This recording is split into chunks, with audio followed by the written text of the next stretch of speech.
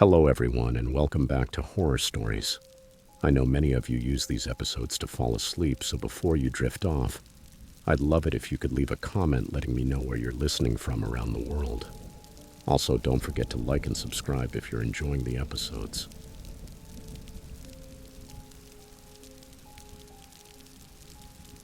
Story 1. When all this happened, I was a naive 20-year-old guy obsessed with online games. At that time, my laptop was broken, so I borrowed, without asking, my older brother's.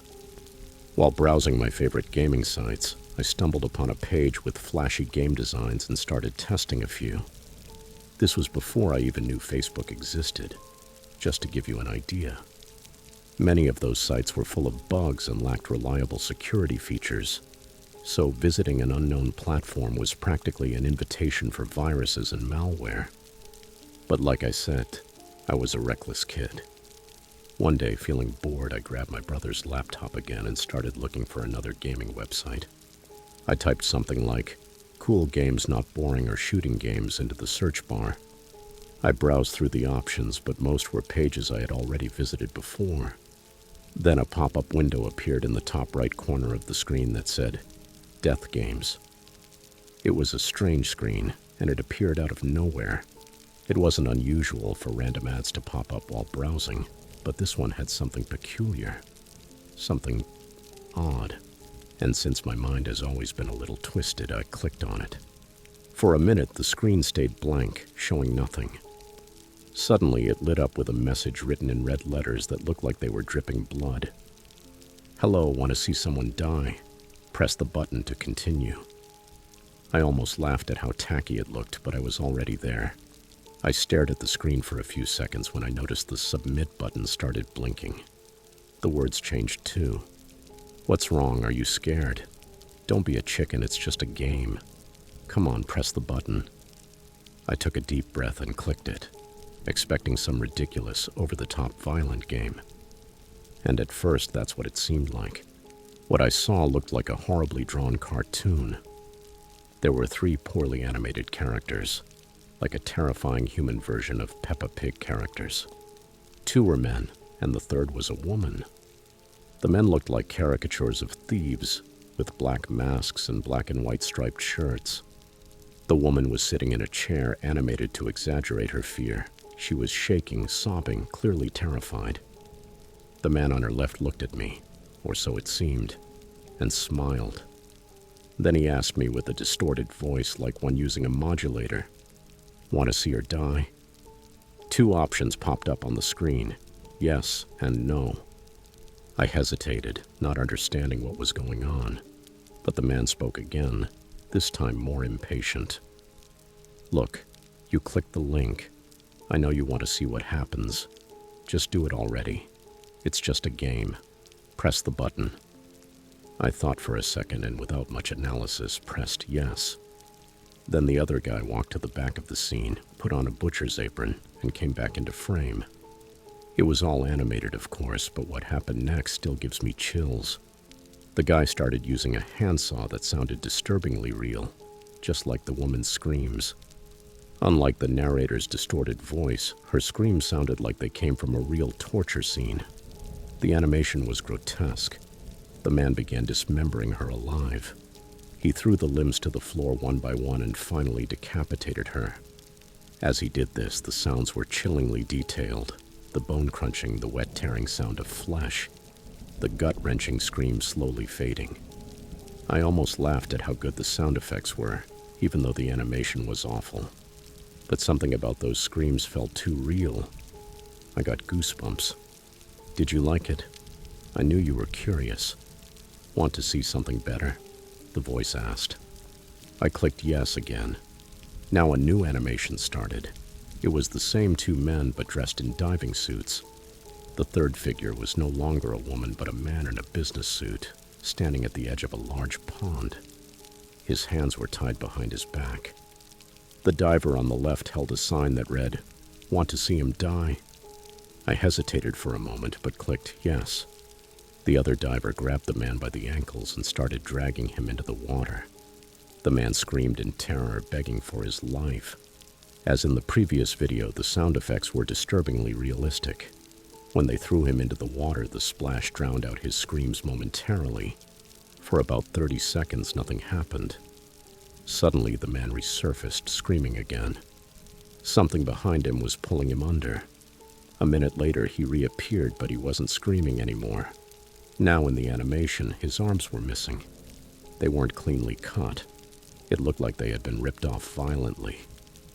There were red lines drawn like he'd gone through a giant blender. And then the thing that dragged him under appeared. A massive crocodile grabbed him from the side and pulled him down, never to resurface. I felt deeply sick. This was no longer entertaining. I wanted to close the page and never return. But the screen changed again. Now the two men were no longer animated. They were real. They were in a gray room wearing white masks. Next to them lay the dismembered corpse of a woman.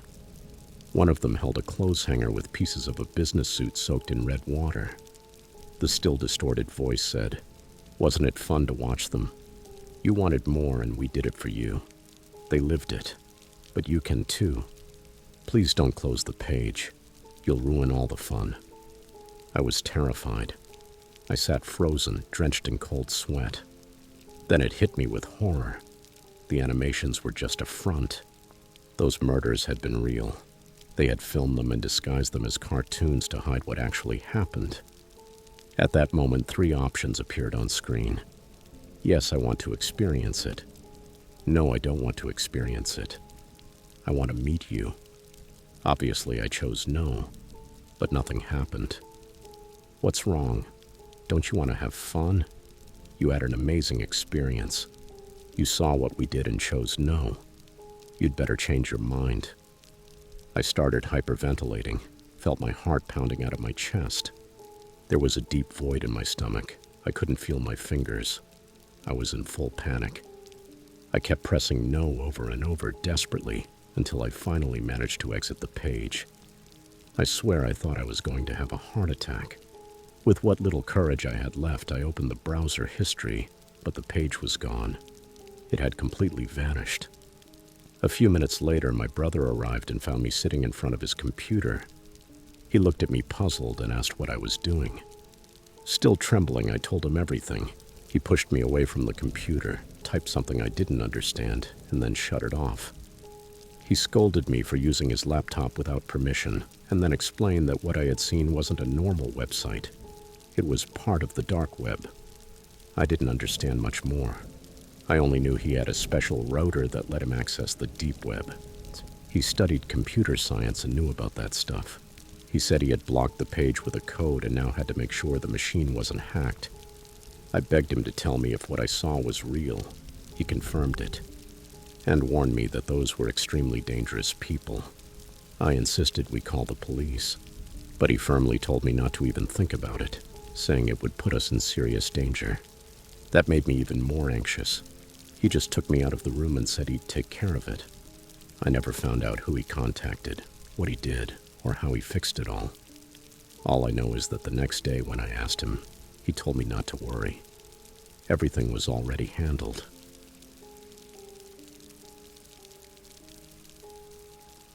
Story 2. I'll never forget the first time we discovered the deep web and all the insane things that could be found there. My friends and I, still in high school at the time, were obsessed with internet urban legends. We spent hours browsing sites like Reddit and 4chan, exploring weird content, both old and new. We weren't looking for anything specific. What drew us in was the surprise, the unexpected things we might stumble upon.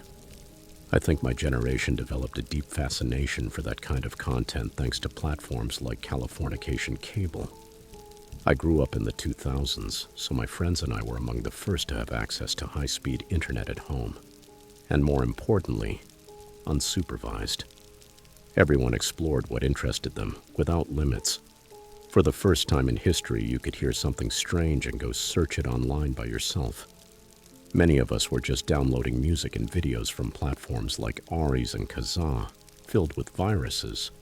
But others discovered that on LimeWire, you could get just about anything, although it was like a digital Russian roulette. Sometimes you thought you were downloading a My Chemical Romance song and ended up with a decapitation video. It was completely insane. As you can imagine, we were really intrigued by the concept of the deep web. Even though this hidden corner of the internet had existed for some time, it wasn't until the mid-2000s that the term became popular. It was a topic we talked about constantly. So many rumors, so many horror stories circulating.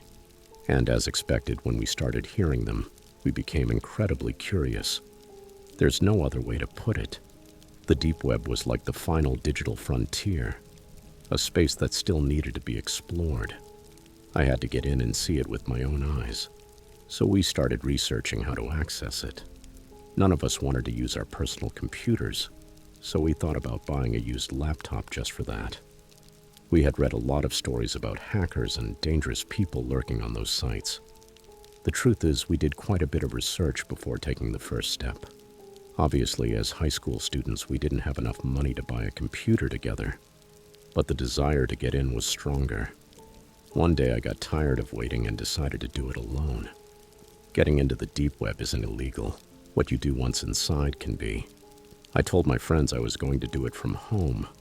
It took me a couple of days to gather the necessary information. I'm not going to explain how I did it so you don't make the same mistakes. I'll just say that you need a special browser, and if you really want to get there, you'll have to figure out the rest on your own. I made the adjustments, downloaded the software, and started testing. Getting in is easier than people say. The hard part is navigating once you're there. There aren't normal links like on the surface web. You need specific addresses. That prevents just anyone from wandering in without knowing what they're doing. I armed myself with patience and looked for some sites that seemed interesting but not too risky. For that, I turned to my old ally, 4chan. Anonymous users gave me several tips, although most warned me to stay away. Even so, after a lot of persistence, one of them sent me a huge list of dark web addresses. There were thousands. I felt dizzy just looking at them. I couldn't imagine everything that could be hidden there. I started where anyone would, one link at a time. You can't imagine how disappointed I was when the first one took me to a dead page. I thought I'd been duped. The first 10 or 20 links were the same, non-existent pages, but I wasn't going to give up. I had spent an entire year talking up this place. I couldn't back out now. So like any stubborn teenager, I started skipping around the list until I found one that looked promising. And boom, this time it loaded. It was some kind of online market. And as you might imagine, the products offered weren't exactly normal items. To give you an idea, I saw a fetish page where you could buy urine. Yes, urine. Apparently the specialty was clean urine, the kind that passes drug tests. I had found the holy grail of weirdness. I kept browsing a bit more, making sure not to miss any details. After all, I had to prepare a full report for my friends. I spent the night there, a slow but meticulous investigation. My friends went nuts when I told them everything I had discovered. They couldn't believe I'd done it. From my personal computer. They asked me if I was insane, if the FBI was watching me. I, both excited and nervous, told them I had hit the jackpot. For several weeks, they came to my house almost every day after class, taking advantage of the fact that my parents worked. We dedicated ourselves to testing random links from that list, which was hosted on an old text-sharing site. Anyone could edit it. Sometimes we saw someone deleting a link or adding a new one at the end. We even started creating our own list of active and dead sites. We saw things so strange I wouldn't even know where to start. The first was a page about urine collectors. But that was just the threshold of hell. Nowadays, you don't even need to go into the dark web to see things like that. The regular internet is already pretty corrupted. But back then, it was all new, shocking. We moved toward darker links. A week later, we found another market, though it was more of a forum. They didn't sell products. They offered services. They called themselves hitmen from different places. Each described their skills, experience, and of course their rates. Some asked for $20,000 to eliminate average people. The professionals charged up to $100,000 or more. Everything was handled in dollars or rubles, although there was no way to know if they were real. Part of us thought they were just role-playing, pretending to be something they weren't. Even so, we created an account. We didn't give much info for obvious reasons. It seemed like the forum was just a contact point. The details and payments were arranged later, probably in person. A few days went by with no developments, until one afternoon on another page something strange appeared. A small blue bubble in the upper right corner of the screen. It looked like a little eye about the size of a pinky fingernail. At first I didn't pay attention. I thought it was something from the browser, maybe an update. But even after closing everything, the bubble was still there, on the desktop background. I tried everything to get rid of it. Restarted, shut down, used antivirus software, cleaned the system, but nothing worked. In the end, I gave up. I was just a dumb teenager. And over time, I forgot about the blue eye. We kept browsing the dark web like nothing had happened.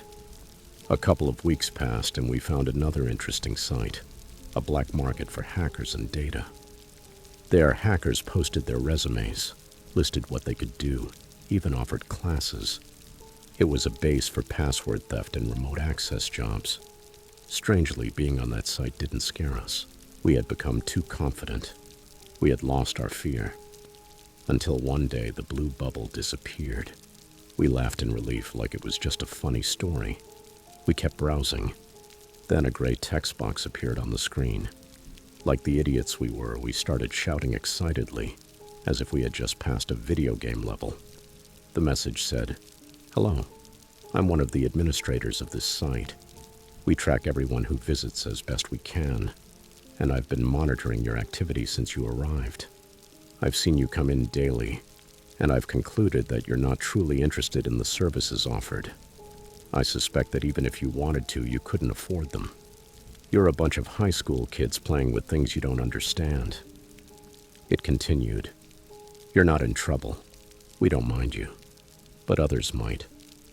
Many real hackers browse this site, and since you're using your personal computer, your family's network, without protection, your connection is like a glowing sign with all your data." Then he asked if I had noticed a blue bubble on the screen. I replied yes, that it had been there for 1 or 2 weeks. He explained that I had picked up a stowaway somewhere dark, and that person had been tracking my every move. They couldn't see me through the camera, but they could see everything I did on my home network. They probably wanted to blackmail me. He said that while investigating my connection, he took the liberty of removing the stowaway, and ended with, "Disconnect now if you know what's good for you." We looked at each other, still in disbelief. One of my friends typed, "How do we know this is real? Anyone could make it up." The administrator responded with my full name, then the names of several classmates, the names of my parents, and our address. Then he wrote, "There are only 2 ways to understand that the dark web is not a game. The easy way, like now, or the hard way. And believe me, you don't want to learn the hard way. I've already warned you. You decide." And he disconnected. There was an overwhelming silence in the room. I think we all felt that chilling realization that we were in real danger. We looked at each other wide-eyed with fear written on our faces. I disconnected everything immediately.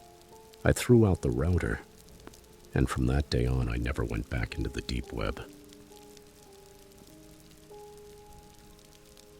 Story 3. I'm going to start this story by admitting something. I'm an addict. My biggest weakness has always been marijuana.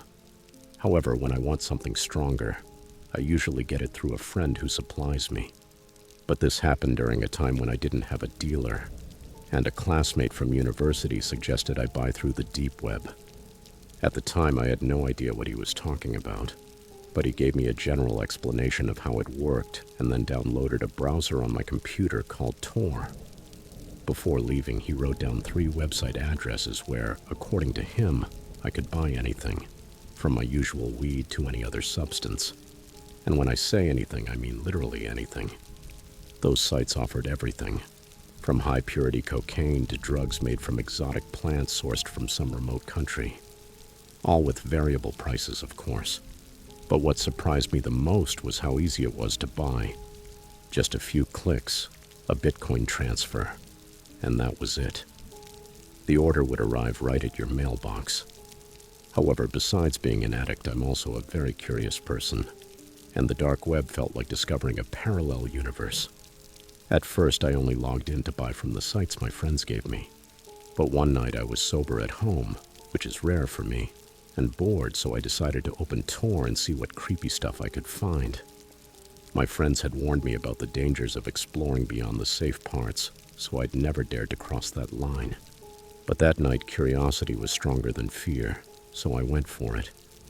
If you've ever been on the dark web, you know you can't just search red rooms or hitmen for hire and get results. First, you have to find the exact links to those sites.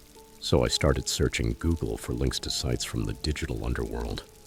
I know it sounds weird to actively look for the worst parts of the internet, but ever since I accessed that dark corner of the web, a strange morbid curiosity took hold of me. Like I said, that night curiosity won. I spent a good while searching for links, but everything I found was basic or didn't work. I was about to give up, but as a last attempt, I clicked on a subreddit about the deep web. I didn't expect to find anything interesting, but after browsing the top posts for half an hour, I went to the news section, and there it was. A simple text post titled, "Murders in the Life of the Killer, Ruined Services." The body of the message looked like a random mix of letters and numbers, or so it seemed. It took me a moment, but I realized it was a link, probably to a hitman site, so I copied it and pasted it into the dark web browser. And guess what? It worked. Before going any further, I tried to return to the user's profile to see if they had posted anything else. But mysteriously, the profile had vanished. Anyway, I went back to the link. At the top of the page, it said, "Killers, Murders, and Life Destruction. Guaranteed Services." Next to it was an image of a skull inside a tunnel. I laughed when I saw it. I thought it had to be fake. But as I scrolled, things got more unsettling. There was a green paragraph on a black background and a small box to the right that said, "Place order." The text was the main part, taking up most of the page, listing all the ways someone could be eliminated. I laughed again. This had to be a joke. I was tempted to place an order just to see what would happen, but I decided it wasn't worth the risk.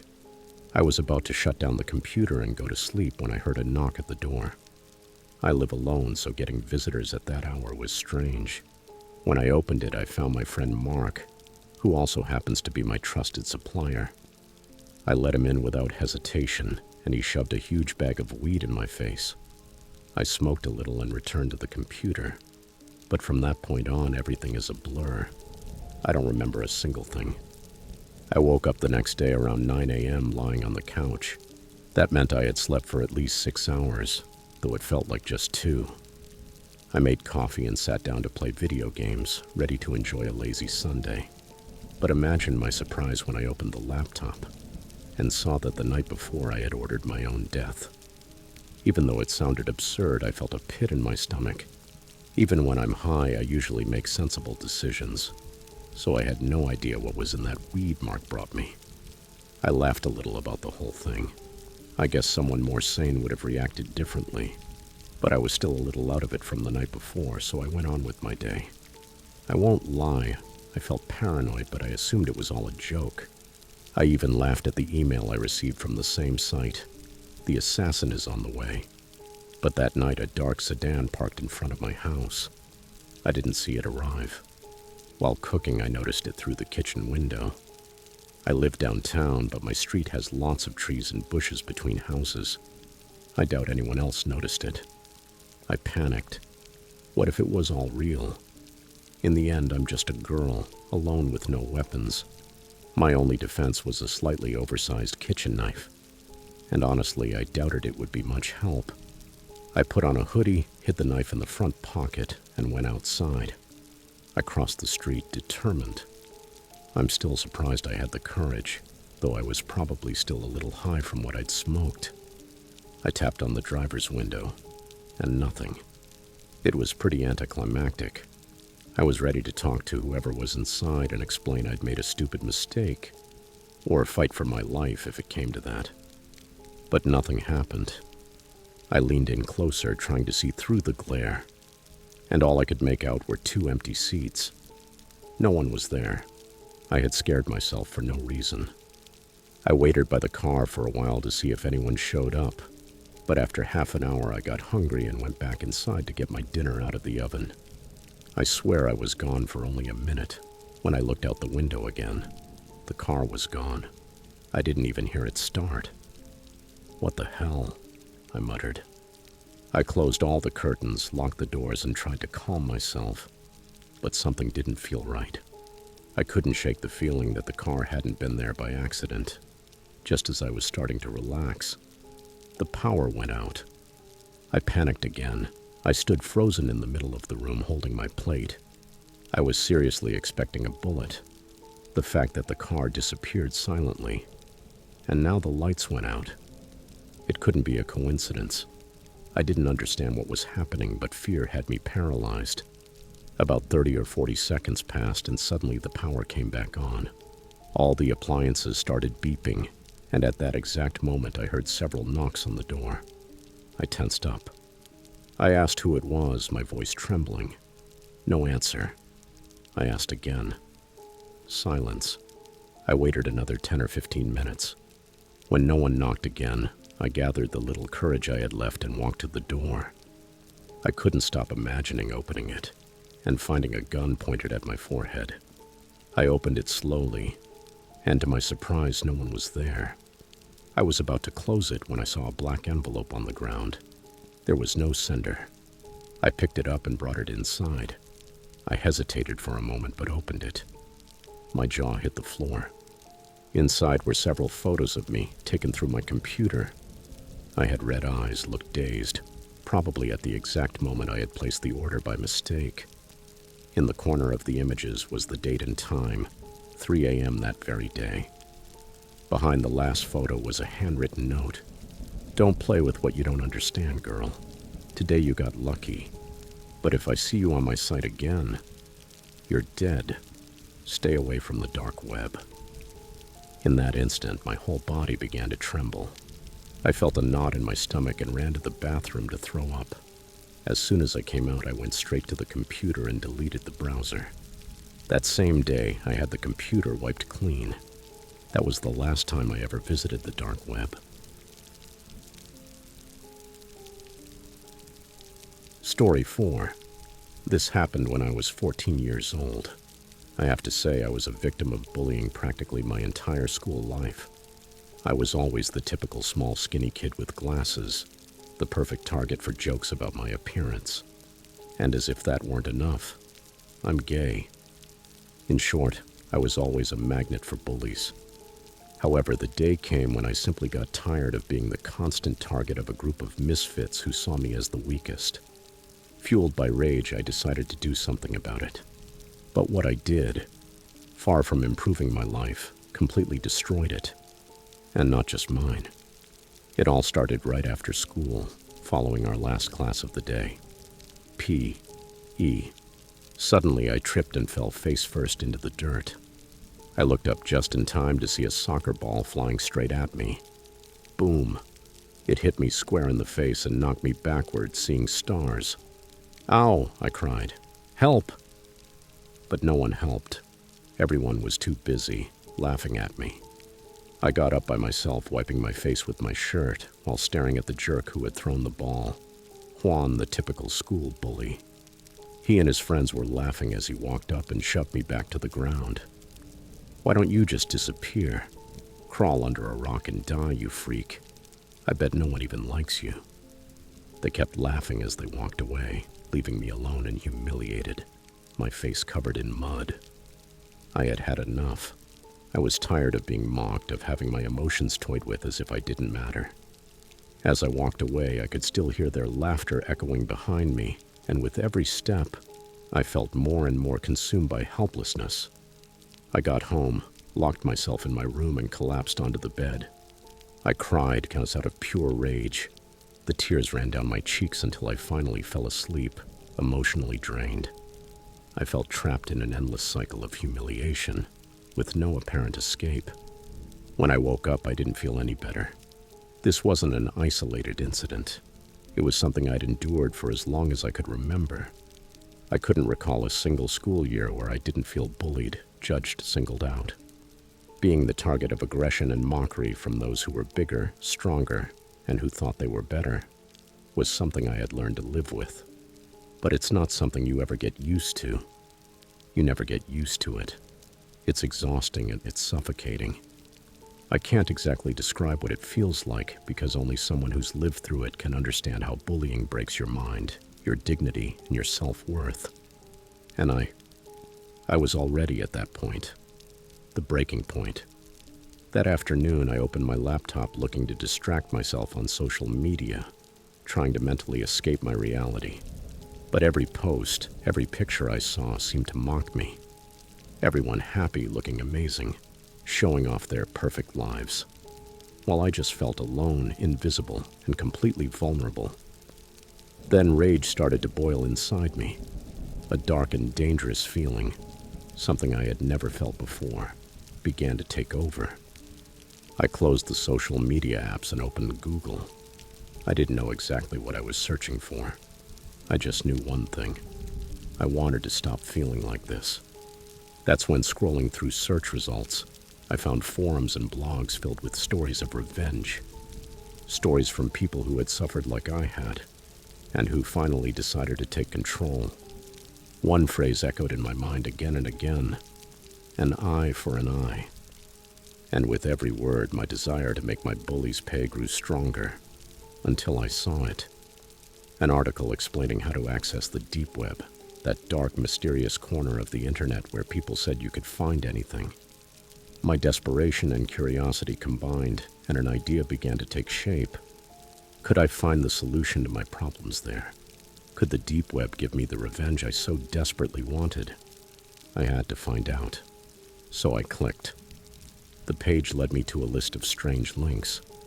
One in particular caught my attention: hitmen for hire. I was a little surprised, but I kept reading. It said they could eliminate anyone causing you trouble, for a price. Obviously, the first faces that came to mind were my bullies. Just imagining them gone gave me a sense of relief. One of the packages was even called free problem removal. What did that mean? That the service was free? I shrugged and clicked the order button. I followed the instructions. I entered the names and addresses of everyone who made my life miserable.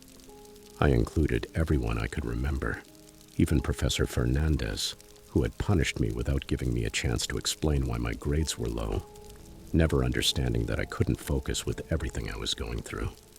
At the end of the form, there was a field for payment. $25,000 total. My jaw dropped. Obviously, I didn't have that kind of money, and certainly not in Bitcoin. I didn't do anything for a while. I thought, well, at least I tried. I moved the cursor toward the X to close the page, but instead of closing, a small pop-up window appeared asking, "Do you have the amount to pay? Yes or no?" I found it so weird. I'd never seen a site ask something like that. I figured if someone requested a service like this, they could afford it, unless you were a desperate and confused 14-year-old like me. I clicked no, wanting to exit once and for all, but then a new tab opened asking for my name and address. Below it read, "Pending payment for executed service." I hesitated for a few seconds, but what did I have to lose? I entered my details and clicked submit. Immediately, a message appeared at the top of the page: execution list, followed by all the names I had entered. The strange part was seeing my own name at the bottom, under a section titled Payment for the Job. But just then, my mom called me for dinner. I didn't have time to think about it, and I forgot. Days passed, weeks. I had almost erased the whole episode from my memory. Until one day I noticed something odd. Juan, who always waited for me at the school gate to mess with me, wasn't there. In fact, I didn't see any of his friends all day. It was like they had vanished into thin air. I figured maybe they were sick. But they weren't in the hallways or in class. That's when I remembered the page, and a chill ran down my spine. It couldn't be real, right? Besides, I didn't even pay. I tried to forget it. But that feeling that something wasn't right wouldn't leave me. When I entered the classroom, I knew something serious had happened. The teacher was standing there, her hair messy, makeup smudged. She had been crying. Then she said, "Juan, Samuel, and Dixon have died." I felt like I was going to faint. They were dead. How was that possible? Could it be because of the sight? I froze, staring at Professor Fernandez. She was still alive. That meant it couldn't have been the sight, right? I sighed in relief and opened my book. For once, the world seemed to have done me a favor. But just as I started to read, I heard a strange sound. A gurgling. I saw Professor Fernandez freeze. Her face turned blue. Her hands held a coffee cup that slowly tipped over the desk and hit the floor. The cup shattered. Her eyes stayed open, staring into nothing.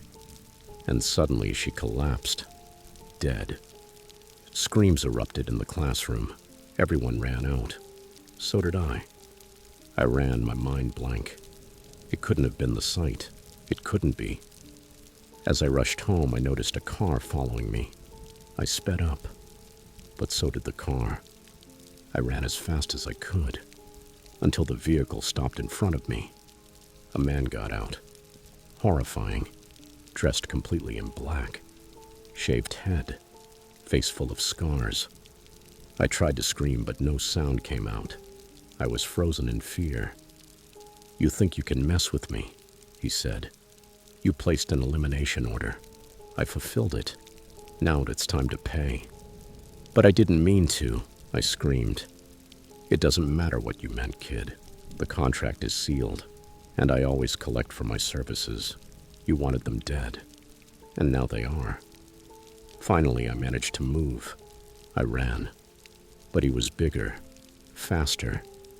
His footsteps thundered behind me. His breathing was heavy and wild. He was getting closer. I disappeared for 2 weeks.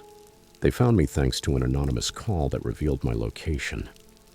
I don't know who called, but I'm grateful to be alive.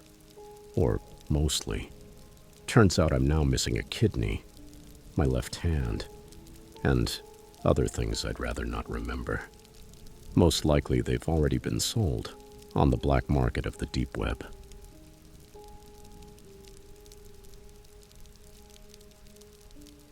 Story 5.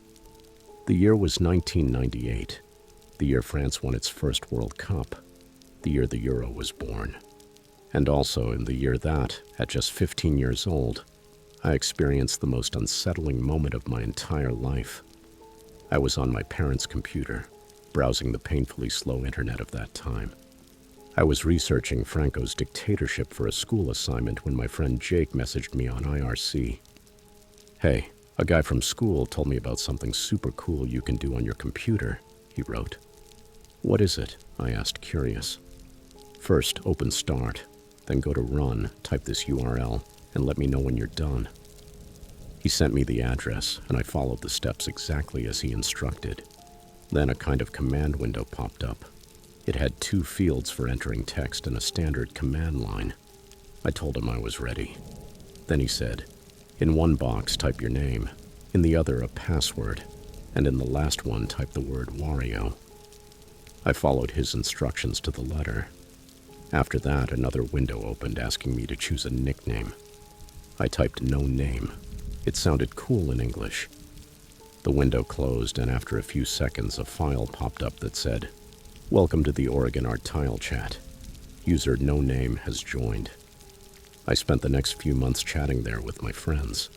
I had no idea who had created the chat room or how it worked. Apparently, the chat only functioned within the Oregon area, so theoretically anyone there could join. But in practice, it was just Jake, me, and a couple of other people. There was a guy from school who lived across town, and once someone showed up claiming to work tech support for an insurance company, but they left immediately after asking only one thing. "What school do you go to?"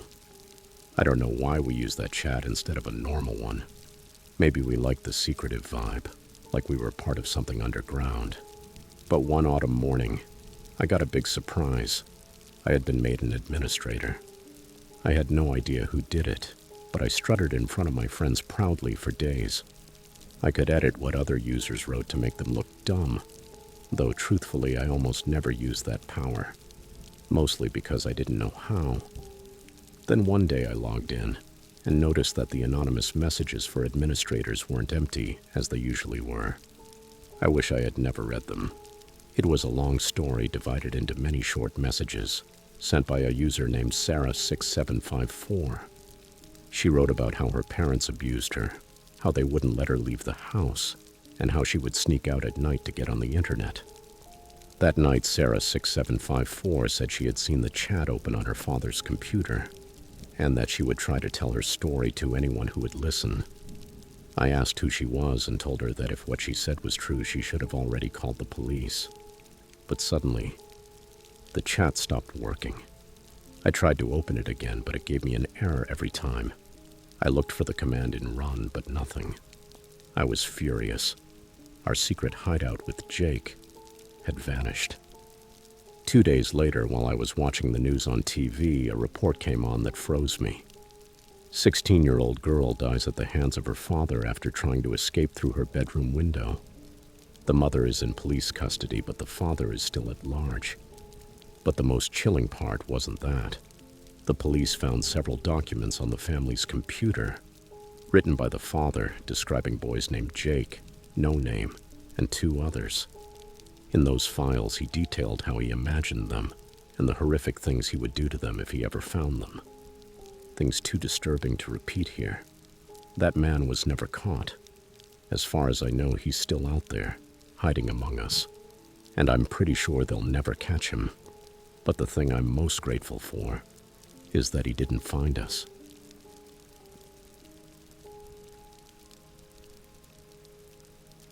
Story 6. This happened many years ago, back when Silk Road 1 was in its prime.